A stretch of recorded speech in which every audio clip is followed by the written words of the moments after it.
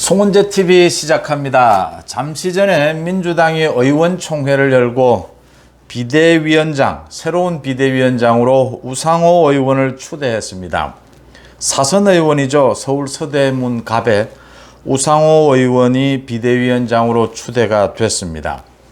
우상호 의원은 사실은 친문, 친명 이러는데 이 개파색이 좀 옅기 때문에 양쪽으로부터 추대가 됐다. 적당하게.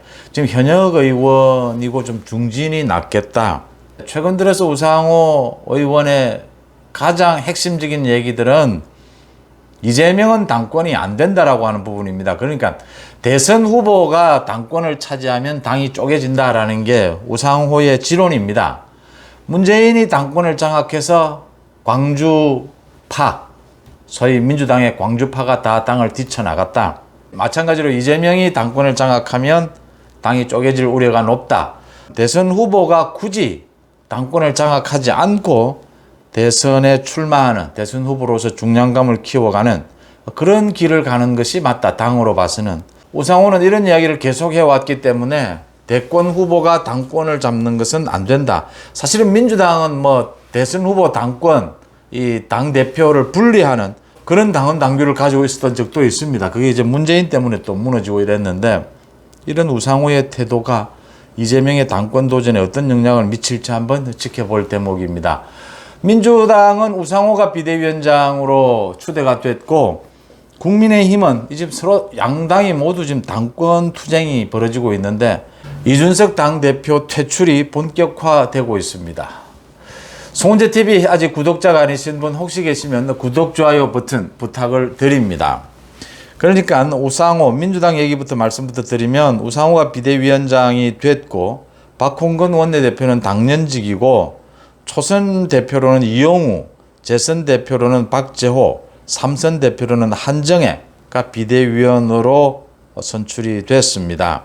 한정혜, 박재호 다 부산 출신인데 나름대로 이렇게 중립적인 사람들로 많이 구성하려고 지금 사실은 친명, 반명 완전히 지금 나누어져 있는 상태니까 대부분의 민주당의 지금 의원들은 가능하면 중립적인 사람으로 구성을 하겠다. 비대위를 이렇게 보입니다.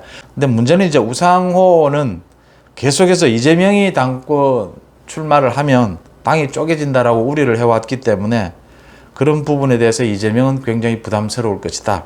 이재명은 또 하나의 걸림돌을 만난 셈이다. 이렇게 보입니다.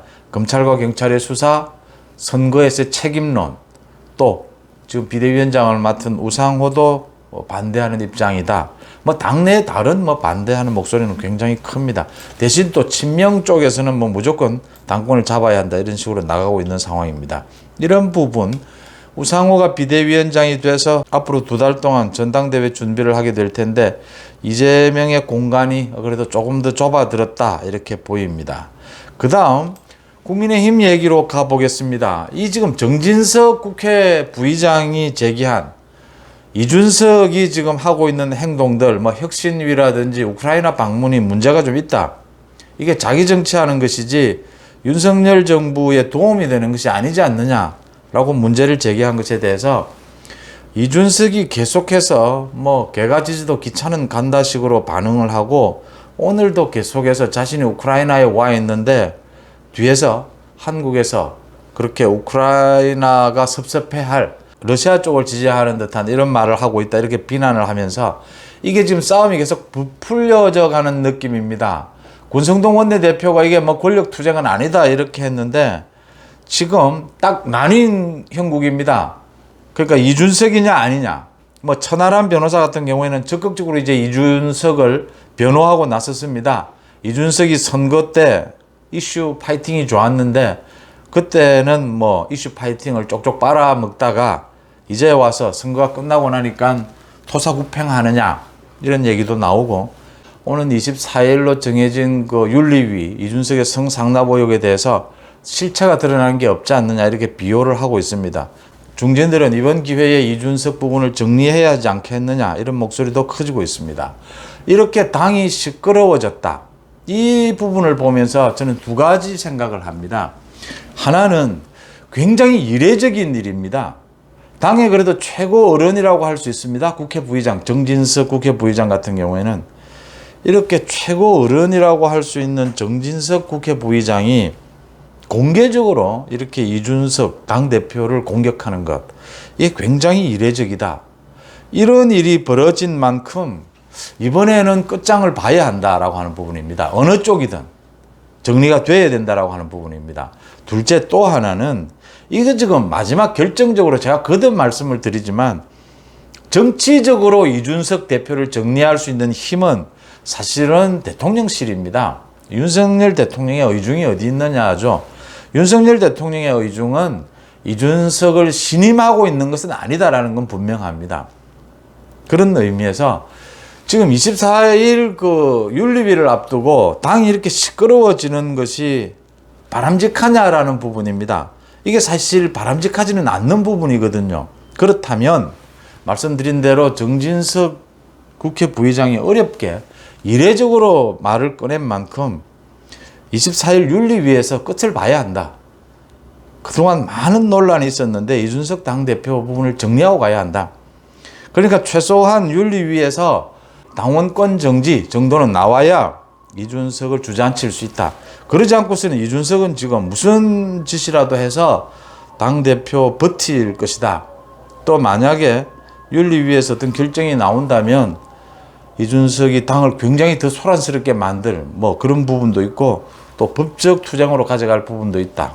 이준석의 이 윤리위에서 문제가 되는 성상납 부분, 이 성상납 부분이 사실은 실체가 없다 이렇게 자꾸 이야기를 하는데 많은 부분이 현재 언론 보도를 통해서 현실화되어 있습니다. 이 윤리위가 2달 전에 당대표에 대해서 당대표를 윤리위에 회부한 것도 사상 뭐 유례가 없는 일입니다.